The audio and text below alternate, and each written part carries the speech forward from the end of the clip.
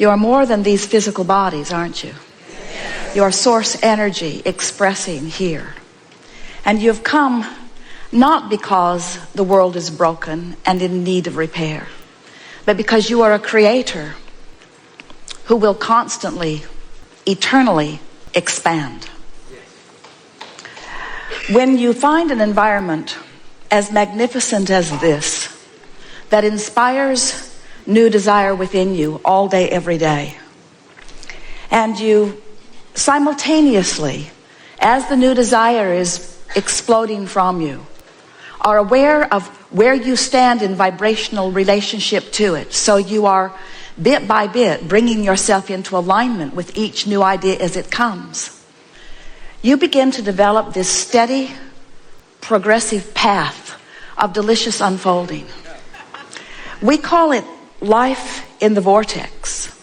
But for those who don't know about the vortex, or who want to call it something else, for those who aren't aware that they are vibrational beings, who don't know that the source within them is calling them eternally, as they see you living life from inside the vortex, they describe you in this way. They say, how is it that you barely seem to identify something as something that you would like to participate in, and it moves to you and you move to it? How is that so? As they observe you, they say, how is it that you are so clear-minded that a question occurs, but almost as soon as the question has been formulated within you, the answer begins to come? How is it that the answers are so fast on the heels of your questions? What is up with you, they want to know.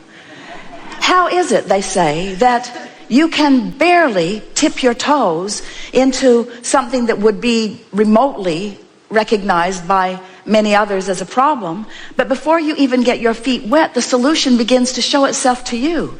How is it you are joyful mostly? How is it that you are fun everywhere you go? How is it that your timing is so precise? How is it that you maintain your physical vitality? How is it that you seem to move through time without decline?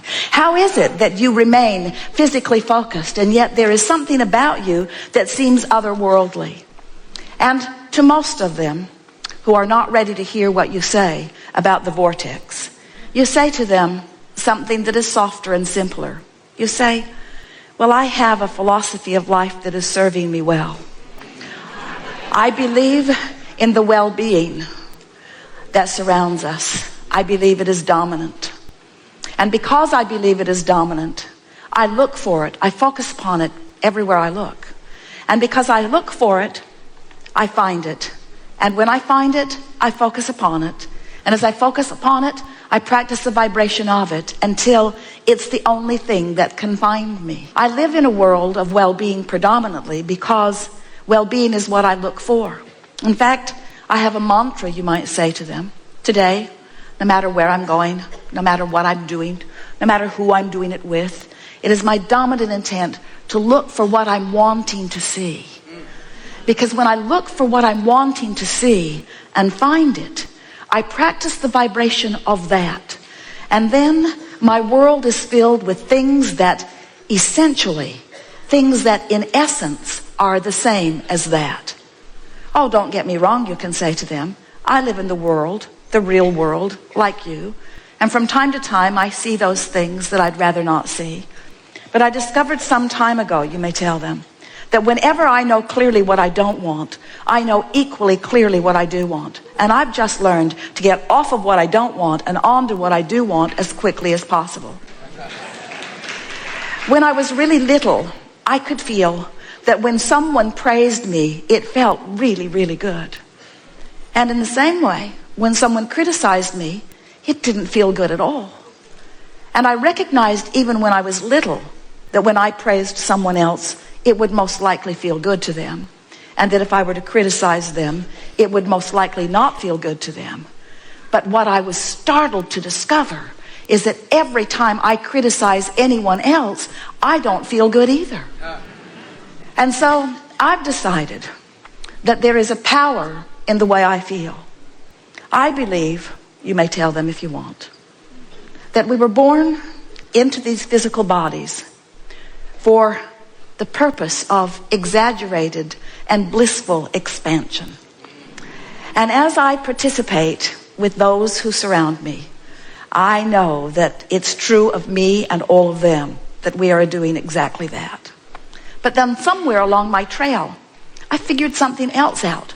Not only do I want to feel good, and not only does it feel really good to feel good, but I discovered that I have unconditional control of the way I feel. That was a big step for me.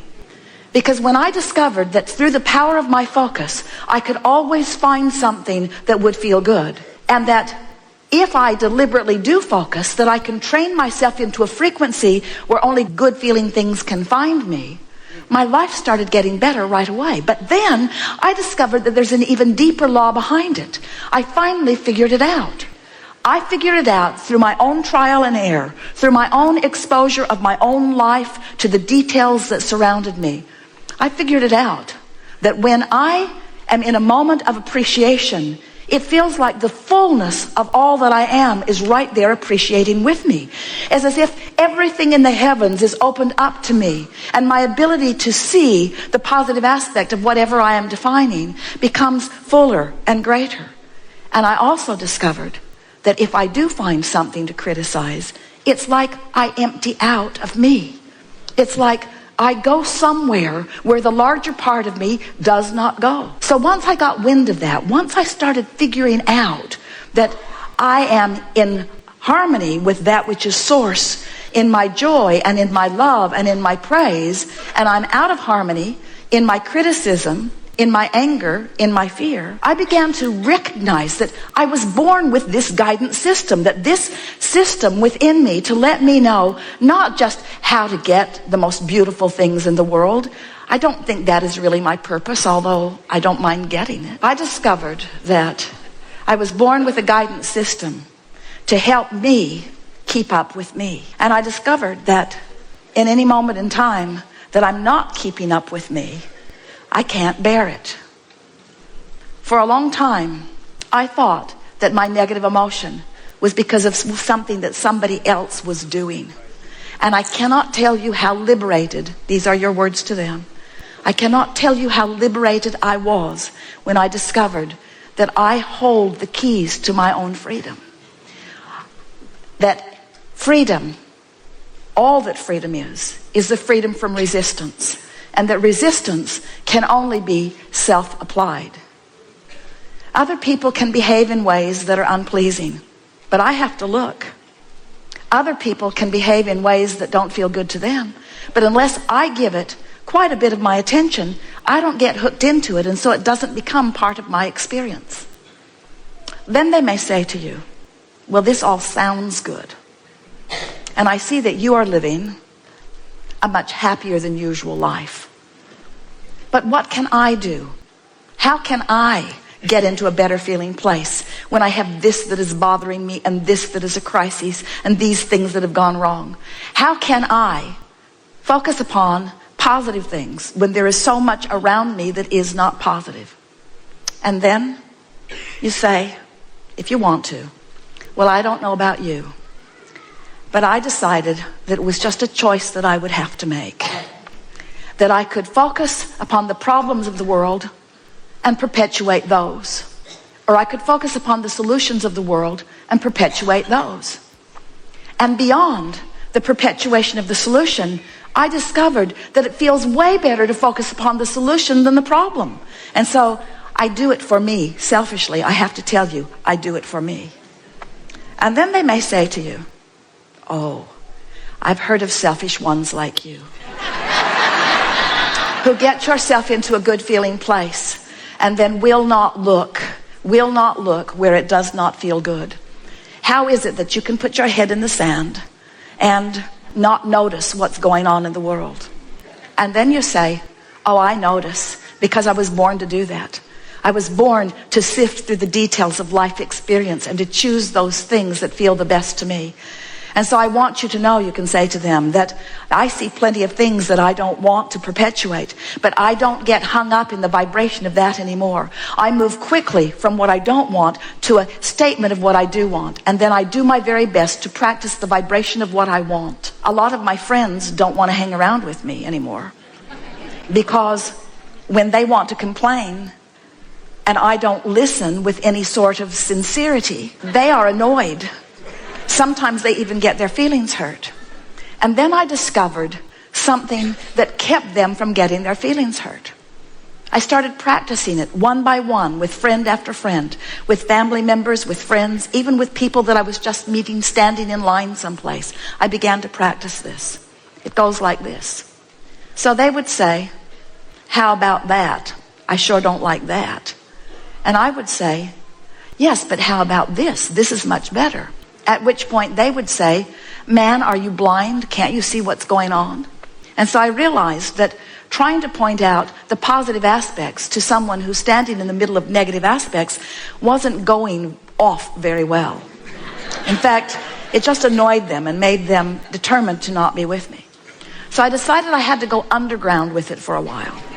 I decided that I couldn't be so overt about it. I couldn't be so in their face about it. So I just practiced in my own mind. When I would hear a complaint from someone, I would write down, if I could, or remember if I could, what is it that I think they really want? Because it's pretty easy to know what someone wants when they're expressing what they don't want.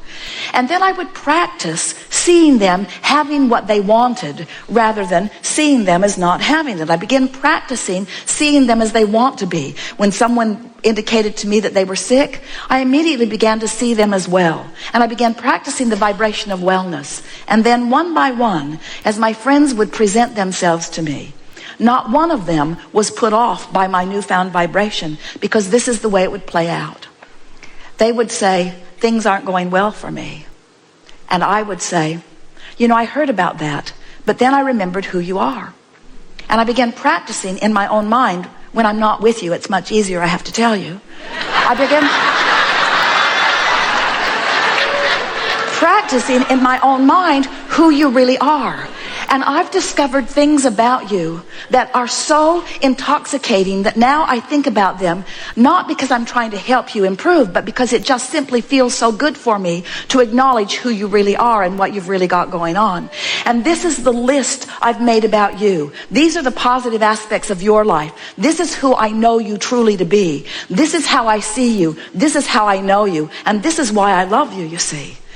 It is our promise to you that as you begin practicing the positive aspects of circumstances and events, of governments, of other governments, of political parties, of people that you know, of family members, of your mothers and your fathers and your children, of your friends, of people that you have formerly called your enemies, as you begin to tune yourself to what this time-space reality is helping you to put in your vortex about them.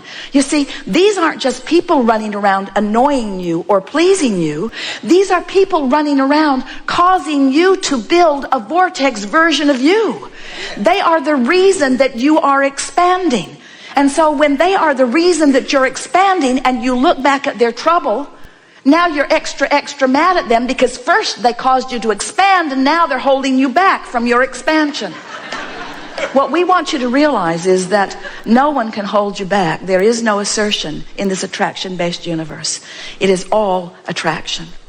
And so, as you begin to play with this a little bit, as you accept that you are vibrational beings first and foremost, as you acknowledge that you and everyone that you are interacting with is causing you to build this magnificent vortex of creation, and that the source within you dwells there and experiences the fullness of all that you have asked for.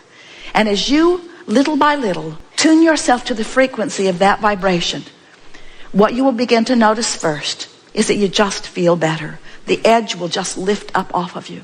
Next, you'll begin to notice that wonderful ideas are flowing to you.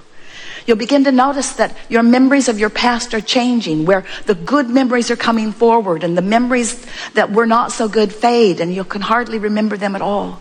You'll begin to notice that people around you are on your vibrational wavelength, you'll begin to notice that you're thinking something and someone right next to you, even somebody that you don't know very well, will verbalize it, and you'll look at them and feel such camaraderie, such harmony, such co-creative connectivity.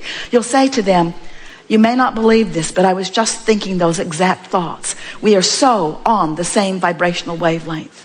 And then not only will the ideas flow, but connections of all kinds will begin to appear in your experience.